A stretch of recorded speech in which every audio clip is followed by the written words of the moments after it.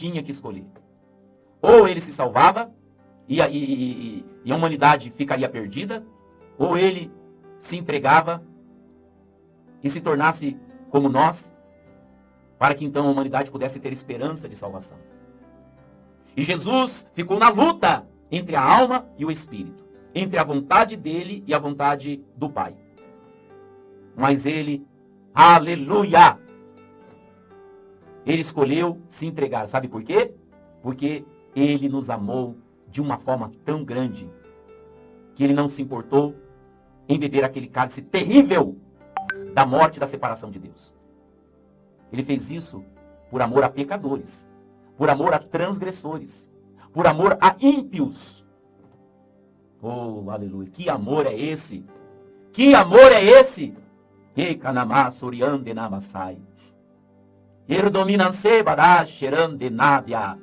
Foi por amor que ele se entregou. Foi por amor que ele sofreu, padeceu. Aleluia! Glória, glória. E ele está mandando dizer assim. Ele está mandando dizer assim. Se precisasse, eu faria de novo. Foi difícil, doeu muito, mas se precisasse, eu faria de novo. E ele manda dizer assim, ó, mesmo se tivesse uma pessoa só aqui na terra, um só pecador, um só ímpio, se precisasse que eu passasse por tudo aquilo de novo, eu passaria por esse ímpio. Ei, porque o amor de Jesus, aleluias, ele é individual. Ele nos amou individualmente. Então ele se importa com todos. Por isso que o Senhor na sua palavra diz que nós não devemos odiar os nossos inimigos, as pessoas que se tornam nossos inimigos. Por isso que Jesus disse que a gente tem que abençoar aqueles que nos maldizem. Por isso que ele disse que nós temos que perdoar aqueles que nos perseguem, que nos ofendem, e orar por eles. Porque ele amou os ímpios. Por isso a vontade dele não é que a gente fique julgando, condenando os pecadores, os ímpios. Porque nós éramos também. E hoje não somos mais. Porque fomos salvos pela graça, justificados pela fé, santificados pelo sangue. Mas o amor dele foi manifestado a todos. Deus não amou só alguns, ele amou o mundo. Ele amou toda a humanidade. Por isso, ele diz para que nós oremos por todos os homens. Quando digo homens, estou me referindo ao gênero humano e não à sexualidade. A vontade dele é que todos os homens em toda parte se convertam, entregam a vida para Jesus. Aleluia! Por isso, quando Jesus ele ressuscita e recebe toda a autoridade no céu e na terra, ele comissiona a igreja. Ele dá uma missão para a igreja. Sabe qual é a missão? Ele disse assim: ide por todo mundo e pregai o evangelho, este evangelho, estas boas novas, a toda criatura. Aí ele diz assim: quem crer será salvo, porém aquele que não crer será condenado. Ele disse: ide fazer discípulos de todas as nações, batizando-os em nome do Pai, do Filho e do Espírito Santo, ensinando-os a guardar tudo que eu vos tenho ensinado. Eita glória, aleluia! Louvado e exaltado seja o nome bendito do Senhor, que vive para todo sempre. Por isso essa é a nossa missão. Fomos chamados para isso. Não importa se é no apostolado, se é no profético, se é no evangelístico, se é no pastoral, se é no mestre. Todos nós temos uma só missão. Por isso que Satanás fez e faz de tudo para dividir a igreja. Dividir no sentido de colocar propósitos diferentes, pensamentos diferentes, para tirar o foco da igreja, da missão da igreja. Por isso que ele coloca divisões, contendas entre apóstolos, entre pastores, disputas, partidarismos, preterismo, enfim, essas coisas. Mas o Senhor Jesus, em João 17, já sabendo que futuramente ele conhece o futuro, porque o passado, o presente e o futuro sempre esteve diante dele como se fosse uma coisa só. Jesus, já sabendo que no futuro a igreja ia entrar nesse estado de dormência, de divisão, ele ora ao Pai, aquela oração de João 17. Sabe por que ele fez aquela oração? Porque ele já sabia que a igreja ia entrar nessa fase de dormência, que ia haver divisões, ele já sabia. Então ele já antecipadamente já se coloca diante do Pai, intercedendo, pedindo a unidade. E essa oração, escuta, essa oração foi ouvida e ela está sendo respondida. Porque como está escrito, o julgamento começa pela casa de Deus.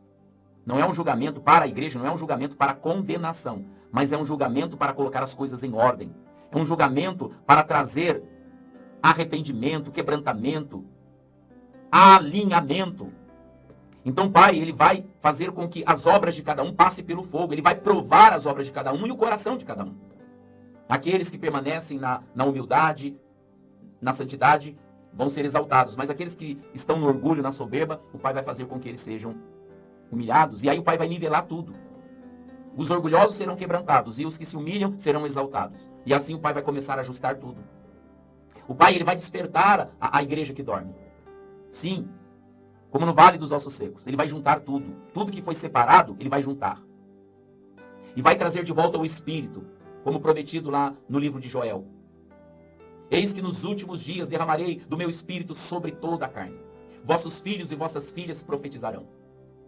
Vossos jovens terão visões, e sonharão os vossos velhos. E até mesmo sobre os meus servos e as minhas servas derramarei do meu Espírito naqueles dias, e profetizarão. E isso está se cumprindo. Aleluia! Glória a Deus! Porque o Senhor Jesus, Ele não virá para buscar uma noiva cujo corpo está ferido, machucado. Não, não. Jesus vai buscar uma noiva bela, formosa, adornada. E essa é uma obra do Espírito Santo.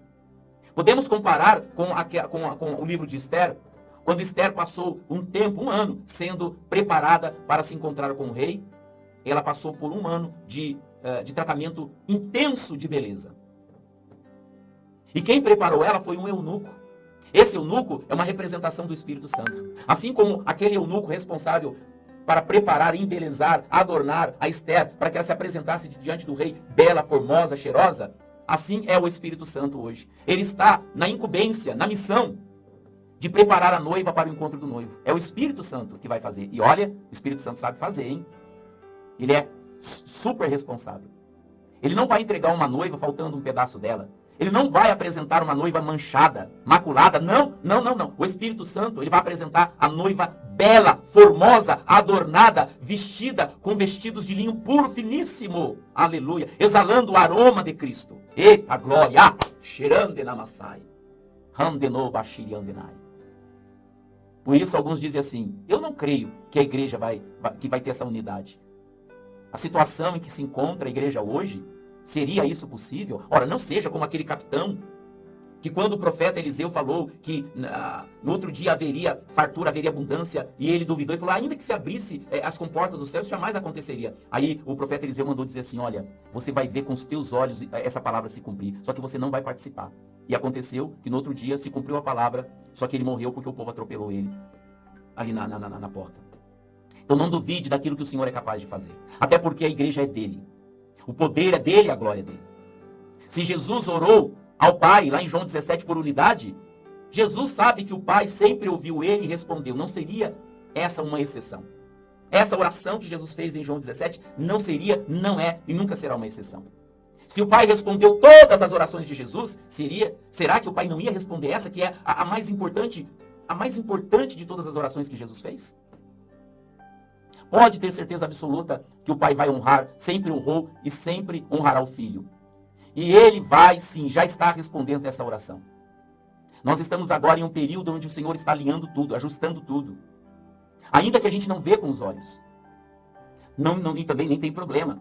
A gente só tem que crer com o coração e confessar com a boca. Aleluia! Quando Jesus vier, ele encontrará uma noiva linda, formosa, sem mancha, sem mácula, como está escrito na palavra. Oh, aleluia! E isso é uma obra do Espírito Santo. É uma obra que ele está fazendo e que ele vai completar essa obra. Por isso nós temos que louvar, adorar, glorificar, bendizer, exaltar. Etaramassai banevia. Roribandei chekabadai bonécia. Dorusebanai banevia surande kamanai. Etekamaná suriandenai. E eu quero dizer uma coisa aqui muito importante. O Espírito Santo não faz sozinho. É ele sim, o Senhor, como está escrito. O Senhor é o Espírito. E aonde está o Espírito do Senhor, aí há a liberdade. Só que o Espírito Santo ele é tão maravilhoso que ele disse assim, eu tenho essa glória, mas eu quero que vocês, meus amados filhos, participem dela. Então sabe o que o Espírito Santo vai fazer nesta obra? Ele vai nos tomar pelas mãos e ele vai fazer essa obra através de nós. Porque nós vamos cooperar com ele. Olha que maravilha. Eita glória! O Espírito Santo, ele está fazendo essa obra. E ele vai usar, sabe quem?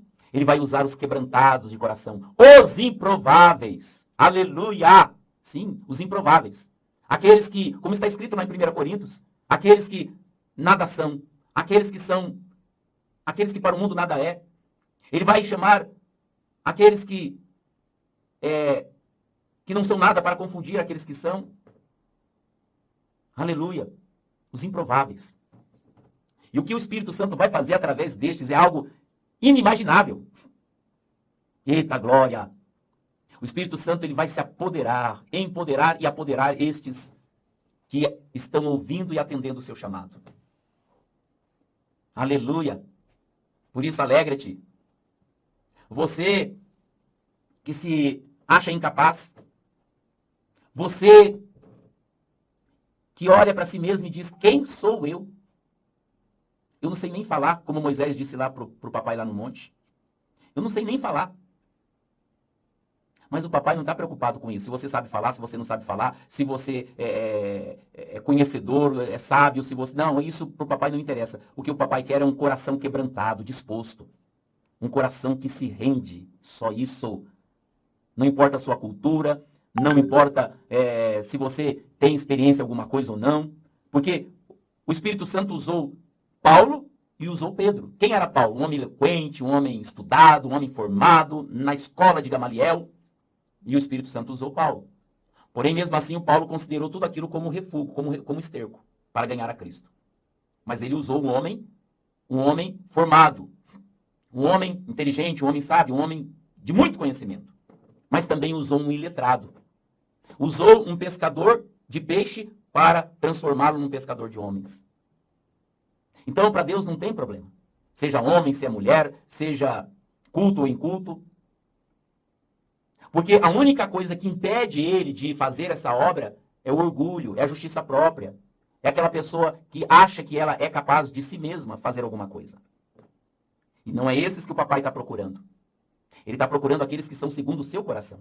Como Davi. Achei a Davi, um homem segundo o meu coração. E o papai disse isso para Davi, não porque Davi era perfeito, porque todos nós sabemos que ele nunca foi perfeito. É só ler a história e a gente vê que Davi cometeu muitos erros, e alguns erros até grotescos, até uns erros assim absurdos. Mas o papai não disse, achei a Davi um homem segundo o meu coração, por causa de perfeição, por causa de santidade, caráter ilibado. Não! O papai, quando ele diz assim, achei a Davi um homem segundo o meu coração, é porque Davi tinha um coração quebrantado. Aí, como até diz uma canção. Um quebrantado coração move o coração de Deus. Um quebrantado coração traz o céu para nós. É isso. O papai quer um coração quebrantado. Porque é um coração quebrantado e contrito, ele não despreza jamais. Aleluia. O pai não está procurando perfeição, santidade perfeita, caráter ilibado, apesar que o caráter é importante, quem trabalha no caráter é ele. Não estou dizendo que o caráter não é importante, sim, é importante ter um bom caráter. Mas quem trabalha no caráter é o papai. E para ele trabalhar, é necessário que o coração esteja rendido.